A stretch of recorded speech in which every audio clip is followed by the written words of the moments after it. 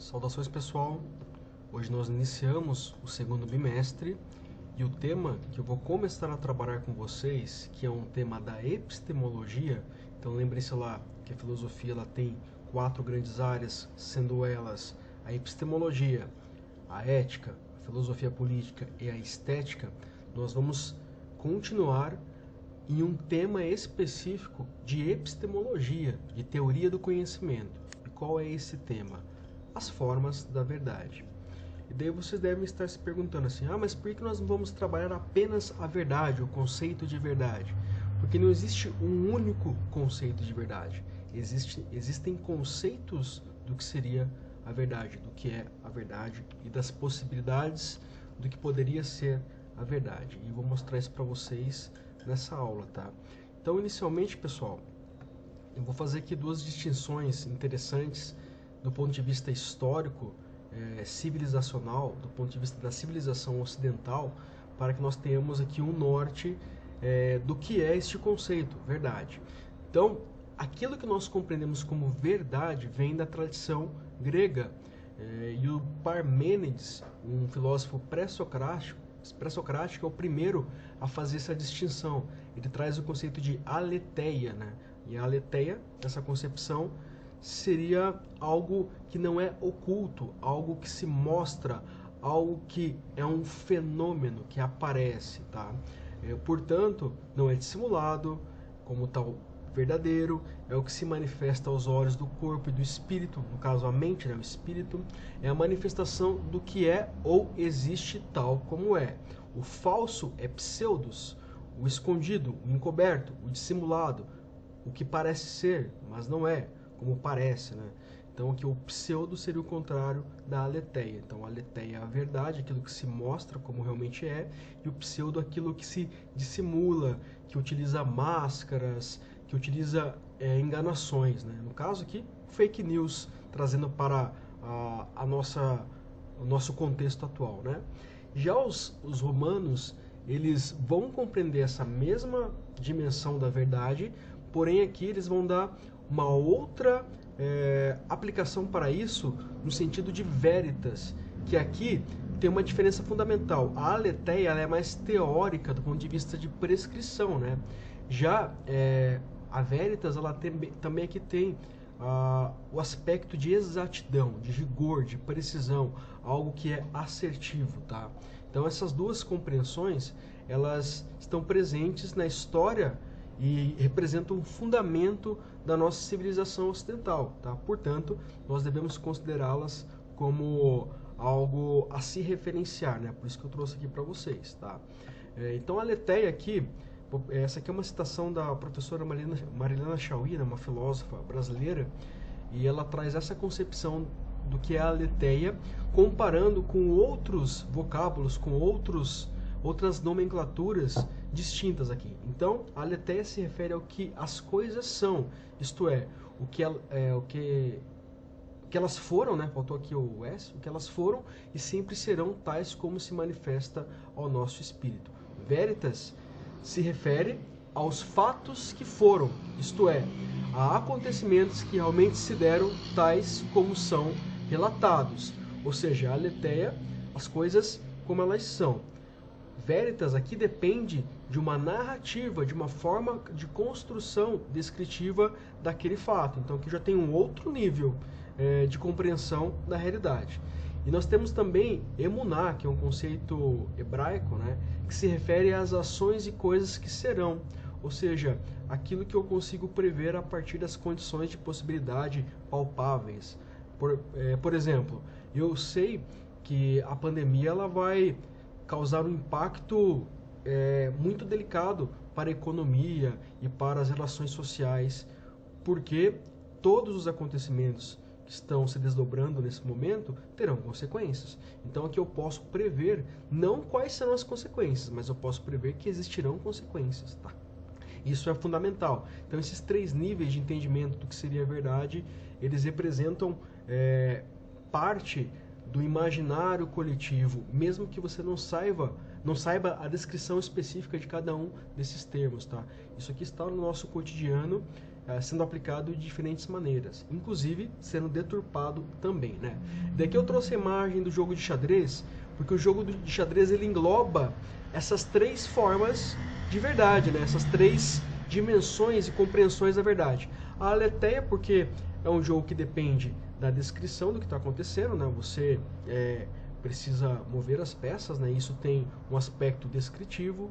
A ideia de veritas aqui, eu vou narrar isso aqui de uma forma, vou conduzir isso aqui de uma forma persuasiva, eu vou tentar incutir no meu oponente algum tipo de engano também, dependendo da situação, e também aqui compreende a emunar, porque eu tenho que prever certos movimentos do meu oponente e também prever movimentos que eu vou operar dentro desse jogo. Então, o jogo de xadrez aqui, ele é muito ilustrativo para entendermos esses três níveis de compreensão do que seria a verdade, herdados, né, o legado que está presente na nossa civilização, tá?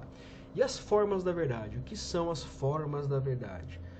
Eu disse para vocês inicialmente aqui que não existe um conceito de verdade, mas pelo menos 5 conceitos de verdade. E eu vou trazer para vocês estes 5 conceitos de verdade, tá?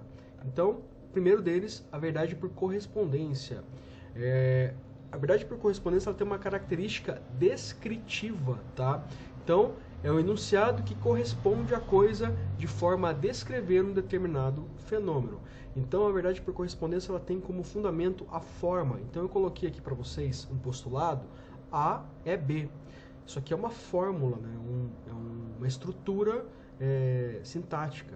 Então, aqui eu posso pegar esta forma simbólica e traduzir para o enunciado. João é inteligente. João correspondendo a A. O aqui é essa cópula, esse símbolo de cópula, né, que faz a ligação entre o sujeito e o predicado, né? Faltou aqui, eu inverti a ordem das palavras aqui, mas é inteligente, tá? E aqui o predicado, que está se relaciona com o B aqui, né, com o símbolo B, tá? Então, este é o conteúdo descritivo. João e o predicado inteligente. Esta é a forma. A é B. Então, essa verdade por correspondência ela busca descrever fenômenos a partir de uma estrutura formal e sistemática, que vem, obviamente, da linguagem, seja ela a linguagem silábica, seja ela a linguagem que traz signos completos, como, por exemplo, os ideogramas, né? E também pode ser linguagem matemática, tá?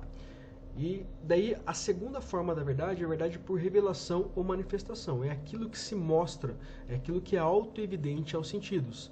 Então aqui coloquei a imagem do fogo. Nós sabemos que o fogo ele tem esse aspecto, todos nós sabemos porque podemos viver. E também sabemos que o fogo queima e destrói a matéria, tá? Então isso é algo auto-evidente, né? Então a ênfase da verdade por revelação ou manifestação é a evidência. E qual a diferença desta forma de verdade para esta primeira?